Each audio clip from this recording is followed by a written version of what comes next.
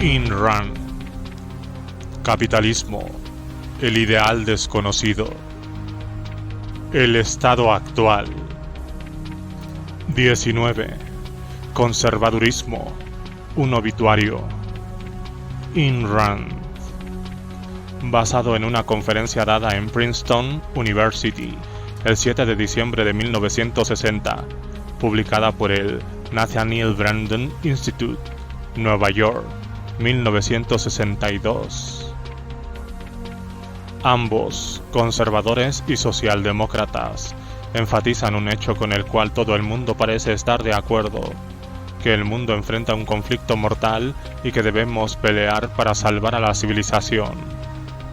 Pero ¿cuál es la naturaleza de ese conflicto? Ambos grupos contestan: es un conflicto entre el comunismo ¿Y qué? Silencio. Es un conflicto entre dos formas de vida, contestan: la forma comunista. ¿Y qué? Silencio. Es un conflicto entre dos ideologías, contestan: ¿cuál es nuestra ideología? Silencio. La verdad es que ambos grupos se rehúsan a afrontar y admitir es que, políticamente, el conflicto mundial actual es la última etapa de la lucha entre capitalismo y estatismo. Defendemos la libertad, dicen ambos grupos, y proceden a declarar la clase de controles, regulaciones, coerciones, impuestos y sacrificios que impondrían, qué poderes arbitrarios exigirían, qué ganancias sociales repartirían a los diferentes grupos, sin especificar de qué otros grupos se expropiarán esas ganancias. Ninguno de ellos se preocupa por admitir que el control gubernamental de la economía de un país, cualquier clase o grado de control, por cualquier grupo, para cualquier propósito sin importar cuál, descansa sobre el principio básico del estatismo, el principio de que la vida del hombre le pertenece al Estado. Una economía mixta es meramente una economía semisocializada, lo cual quiere decir una sociedad semiesclavizada, lo cual quiere decir un país desgarrado por contradicciones irreconciliables en procesos de desintegración gradual. Libertad, en un contexto político, quiere decir libre de la coerción gubernamental. No significa ser libre de un dueño o de un empleador o de las leyes de la naturaleza que no le proveen a los hombres de prosperidad automática. Significa ser libre del poder coactivo del Estado y nada más. El conflicto mundial actual es el conflicto del individuo contra el Estado, el mismo conflicto que se viene peleando a lo largo de la historia de la humanidad. Los hombres cambian, pero la esencia y los resultados permanecen iguales, ya sea del individuo contra el feudalismo, o contra la monarquía absoluta, o contra el comunismo, el fascismo, el nazismo, el socialismo o el estado asistencial. Si uno defiende la libertad, debe defender los derechos individuales del hombre.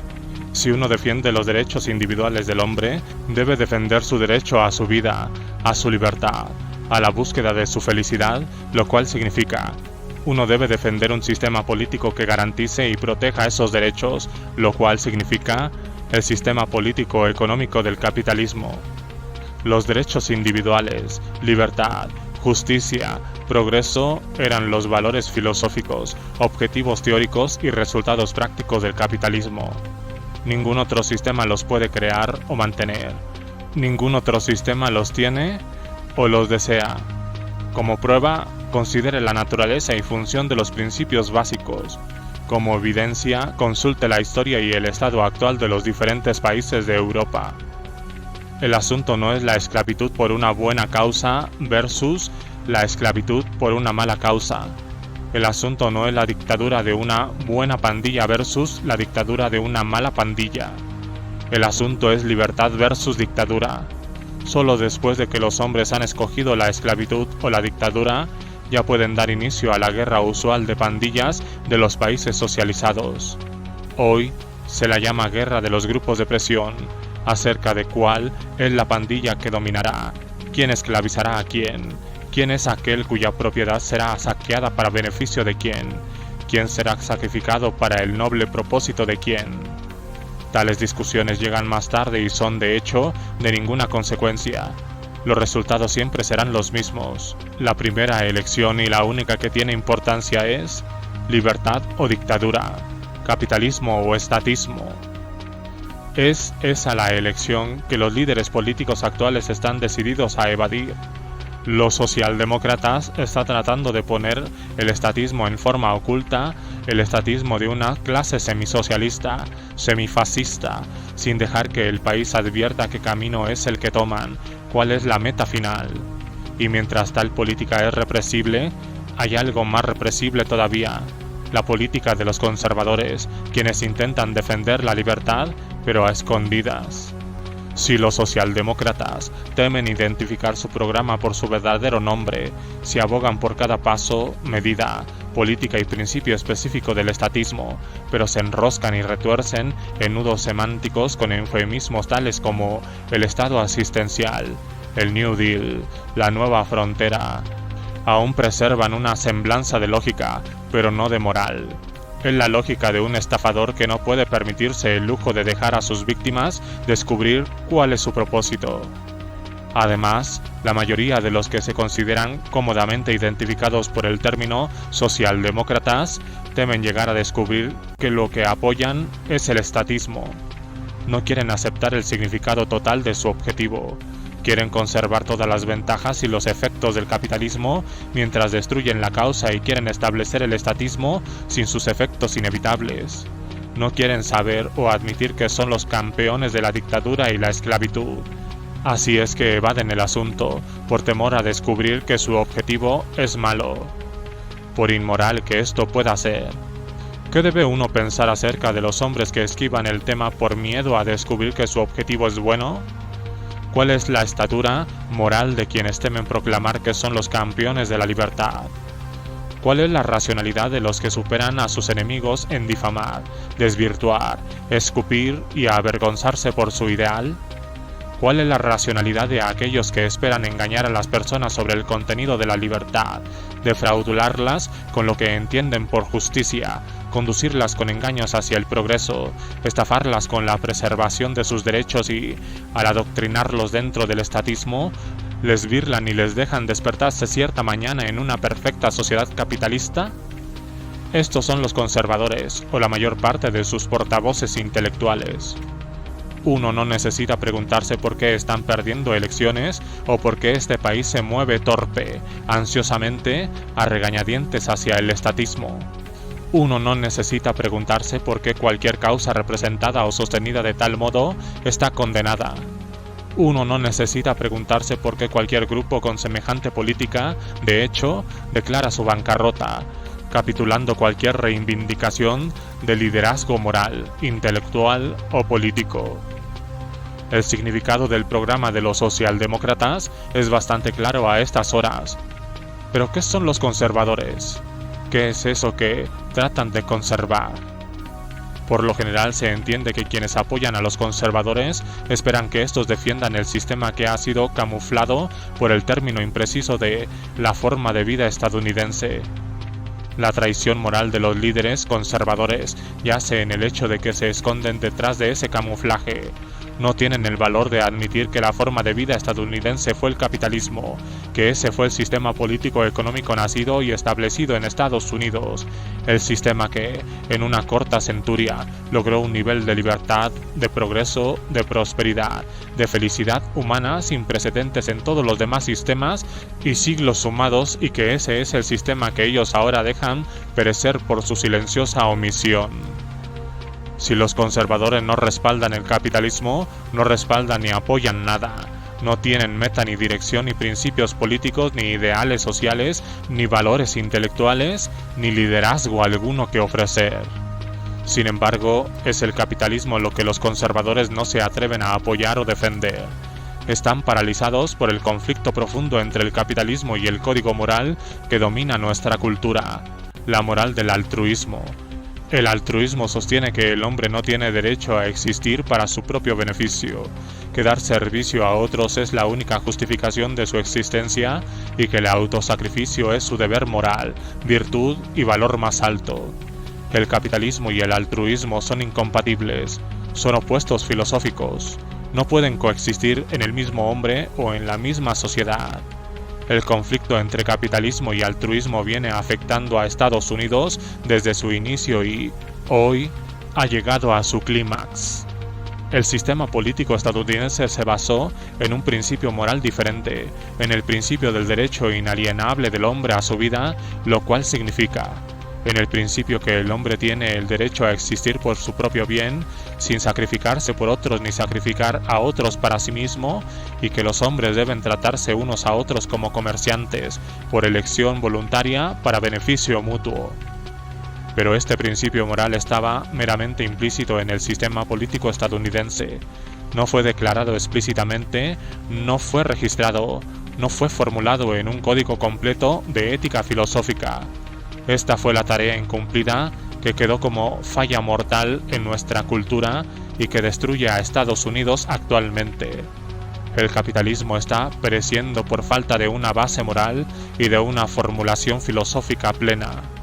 El sistema social basado en y de acuerdo con la moral altruista, con el código del autosacrificio, es el socialismo, en todas o cualquiera de sus variantes.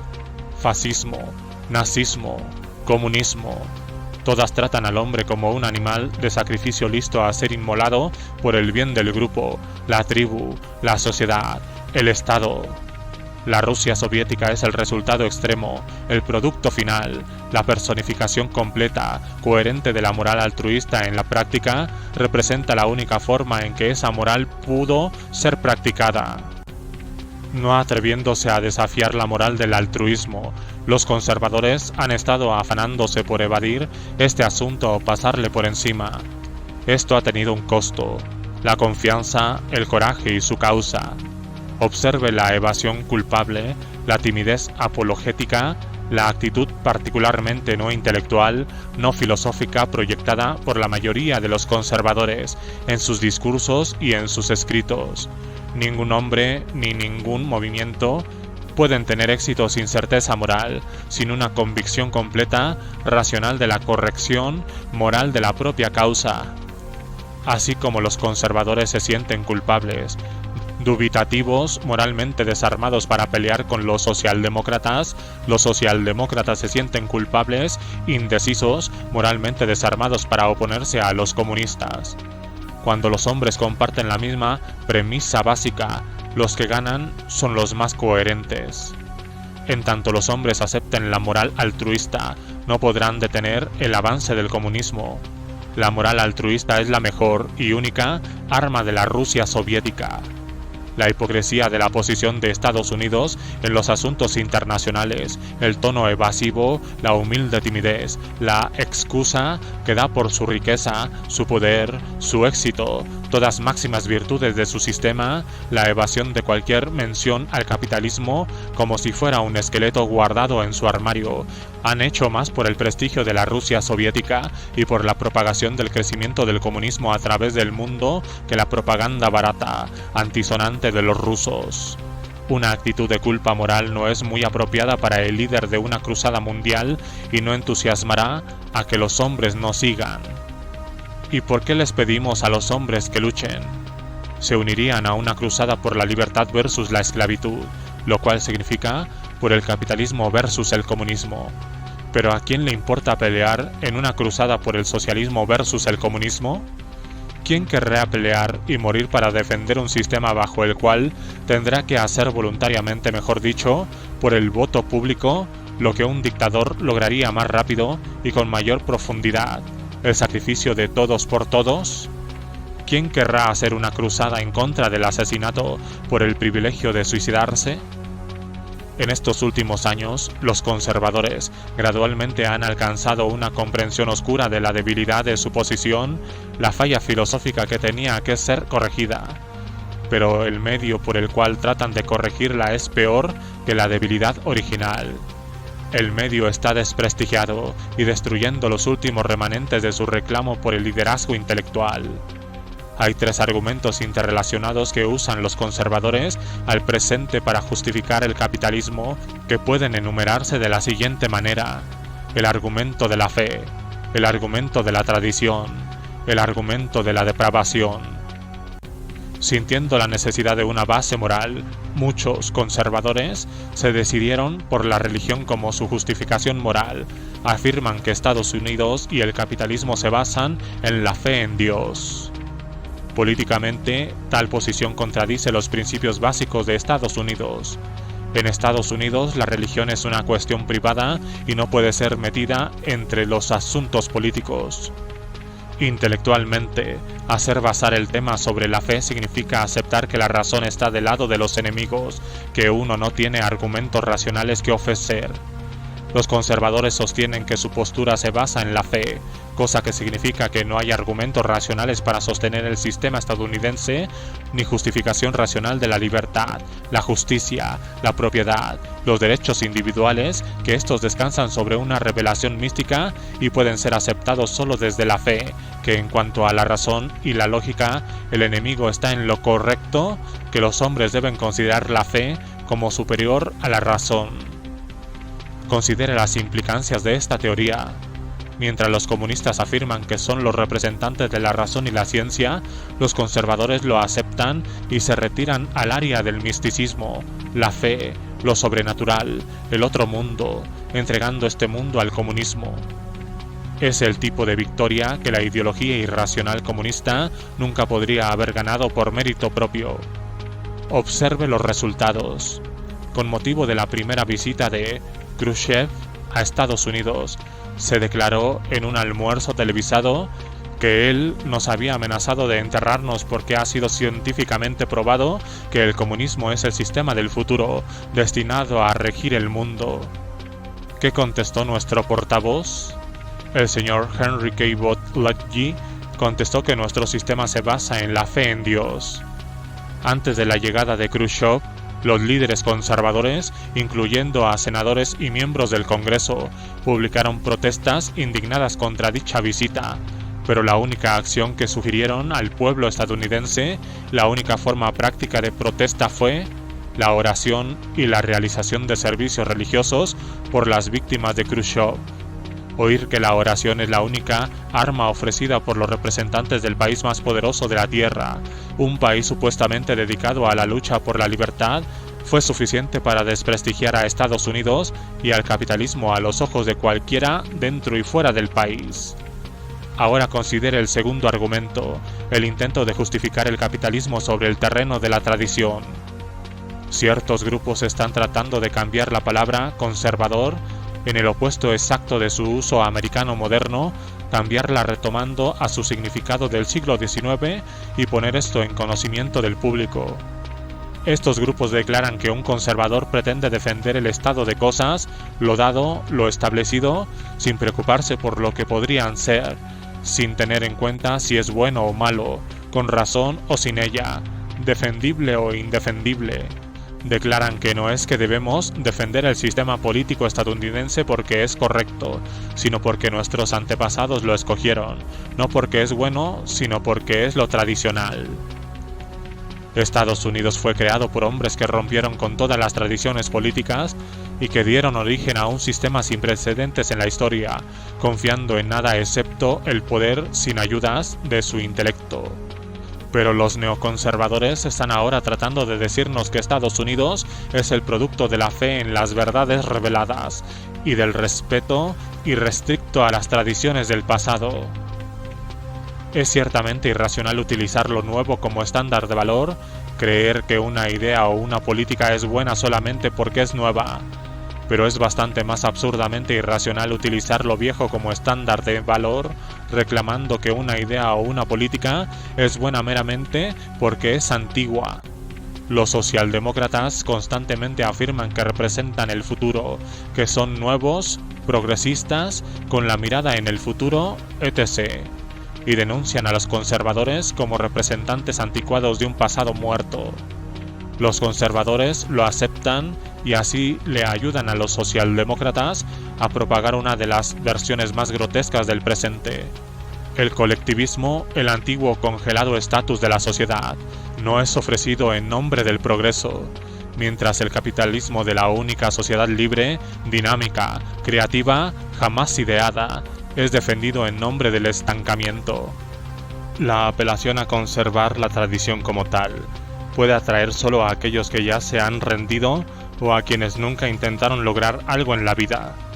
Es un reclamo que apela a los peores elementos en los hombres y rechaza lo mejor. Apela al miedo, la pereza, la cobardía, la conformidad, la inseguridad y rechaza la creatividad, la originalidad, el coraje, la independencia, la confianza en uno mismo. Es una súplica ultrajante enfocarse en los seres humanos en cualquier parte, pero en particular es escandaloso aquí, en Estados Unidos, el país basado en el principio de que el hombre debe valerse por sí mismo, debe vivir por su juicio y moverse constantemente hacia adelante como un innovador productivo y creador. El argumento de que debemos respetar la tradición como tal, respetarla simplemente porque es una tradición, quiere decir que debemos aceptar los valores que otros hombres han escogido, meramente porque otros hombres los han escogido, con la implicancia necesaria de ¿quiénes somos nosotros para cambiarlos? La afrenta de semejante argumento hacia la autoestima de un hombre y el desprecio profundo por la naturaleza humana son obvios.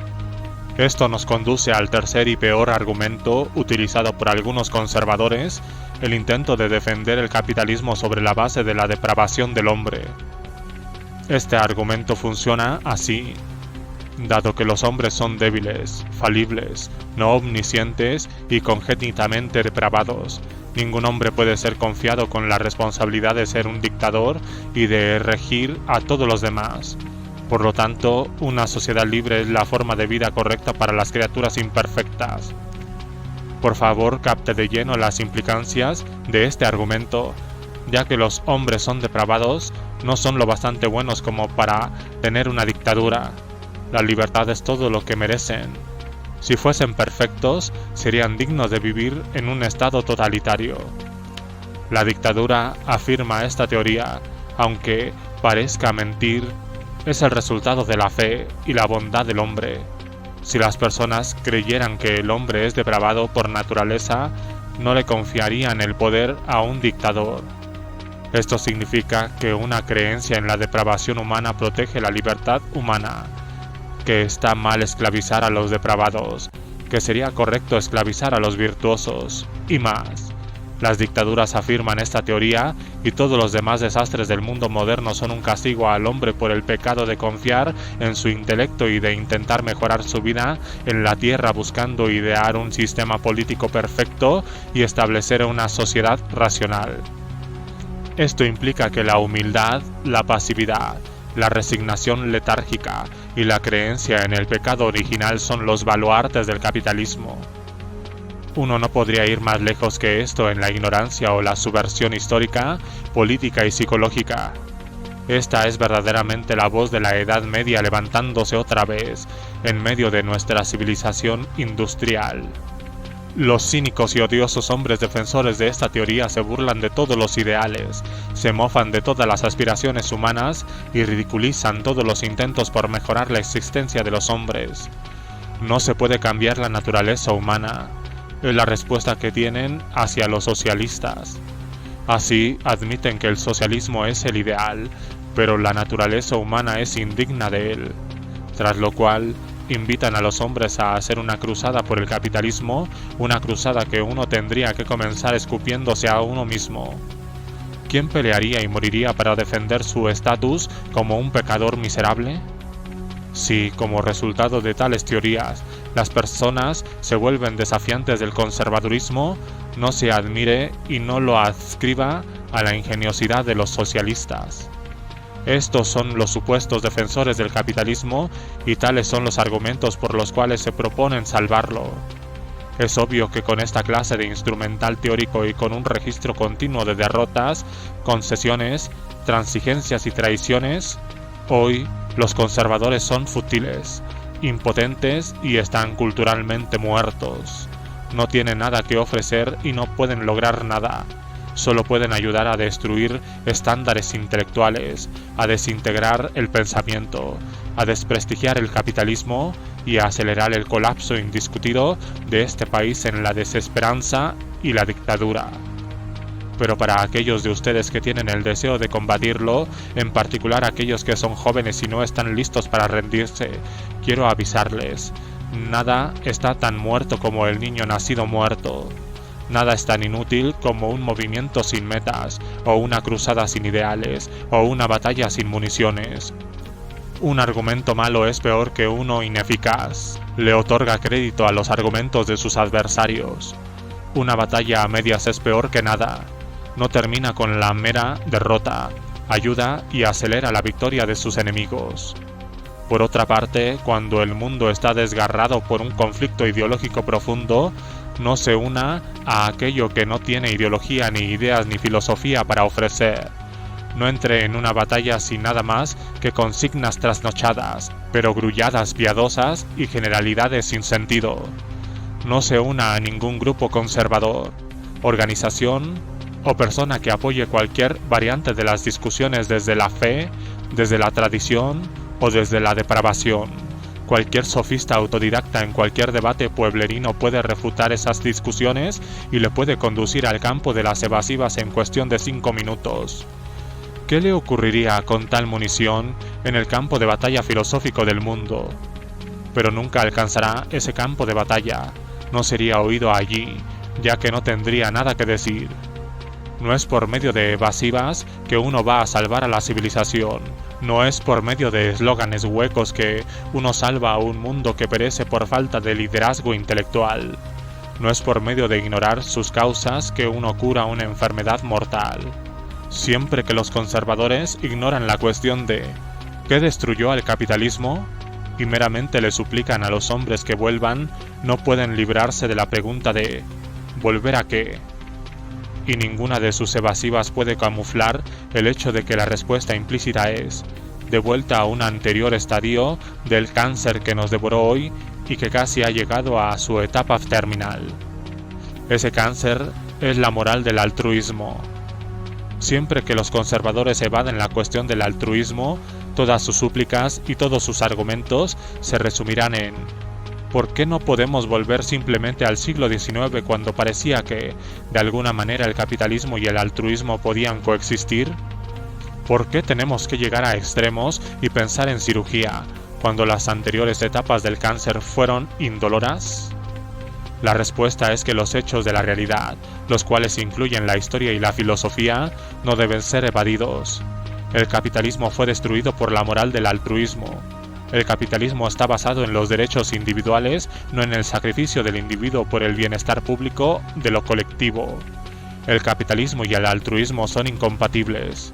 Es uno u otro.